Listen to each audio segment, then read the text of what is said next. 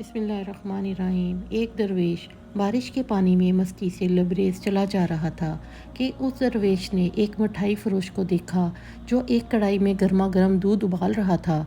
तो मौसम की मुनासबत से दूसरी कढ़ाई में गर्मा गर्म जलेबियाँ तैयार कर रहा था। दरवेश कुछ लम्हों के लिए वहाँ रुक गया कि शायद भूख का एहसास था या मौसम का असर था। दरवेश हलवाई की भट्टी को बड़े गौर से देखने लगा। दरवेश कुछ खाना पीना चाहता था, लेकिन दरवेश की जेब ही नहीं थी तो पैसे कहाँ होते।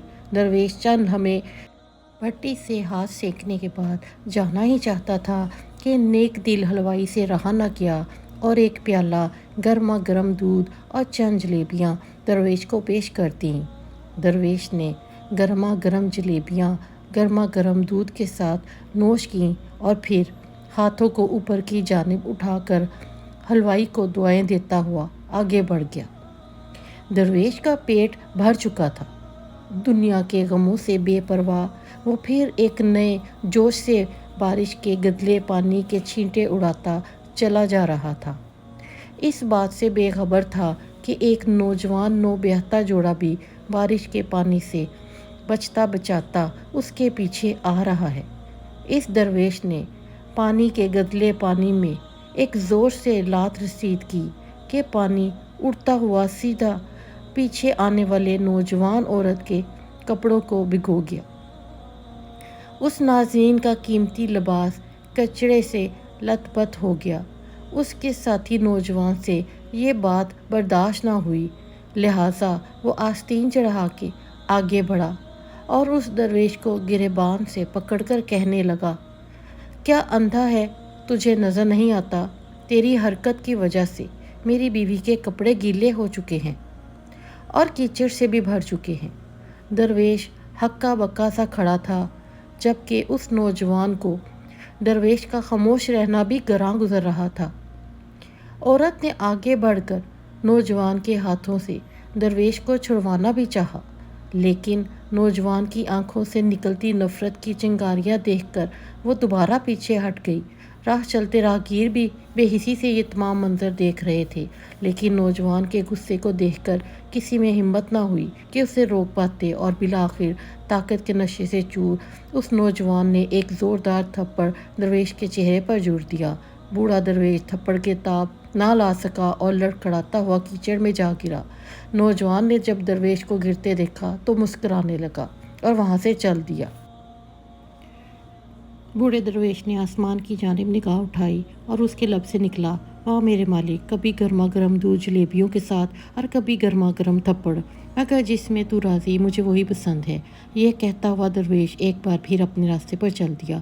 दूसरी जानिब वो नौजवान जोड़ा जवानी की मस्ती से सरशार अपनी मंजिल की तरफ गामजन था। थोड़ी ही दूर चलने के बाद वो एक मकान के सामने पहुँच कर रुके।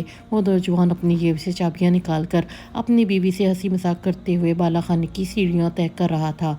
बारिश के सबब सीढ़ियों पर फिसलन हो गई थी। अचानक उस नौजवान का पाँव फिसल गया और वो सीढ़ियों से नीचे गिरने लगा। औरत ज़ोर ज़ोर से शोर मचाकर लोगों को अपने शोहर की जानिब मुतवज्जा करने लगी, जिसकी वजह से काफ़ी लोग फ़ौरन मदद के वास्ते नौजवान की जानिब लग गए, लेकिन देर हो चुकी थी। नौजवान का सर फट चुका था और बहुत ज़्यादा खून बह जाने की वजह से उस कड़ियल नौजवान की मौत वाक़या हो चुकी थी। कुछ लोगों ने दूर से आते दरवेश को देखा तो आपस में चहमगोइयाँ होने लगीं कि ज़रूर इस दरवेश ने थप्पड़ खाकर नौजवान के लिए बददुआ की होगी, वरना ऐसे कड़ियल नौजवान का सिर्फ सीढ़ियों से गिरकर मर जाना बड़ी अजीब सी बात है। चंद मनचले नौजवानों ने यह बात सुनकर दरवेश को घेर लिया।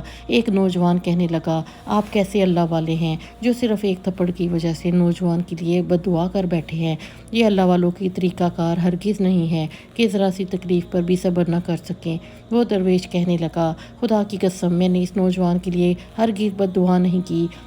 तभी मजमे में से कोई पुकारा, अगर आपने बददुआ नहीं की तो ऐसा कड़ियल नौजवान सीढ़ियों से गिरकर कैसे हलाक हो गया? तब उस दरवेश ने हाज़रीन से एक अनोखा सवाल किया कि इस तमाम वाक़ये का कोई ऐनी गवाह मौजूद है? एक नौजवान ने आगे बढ़कर कहा, हाँ मैं इस तमाम वाक़ये का ऐनी गवाह हूँ। दरवेश ने अगला सवाल किया, मेरे कदमों में से जो कीचड़ उछली थी क्या इसने इस नौजवान के कपड़ों को दागदार किया था? वो नौजवान बोला, नहीं, लेकिन औरत के कपड़े ज़रूर ख़राब हुए थे।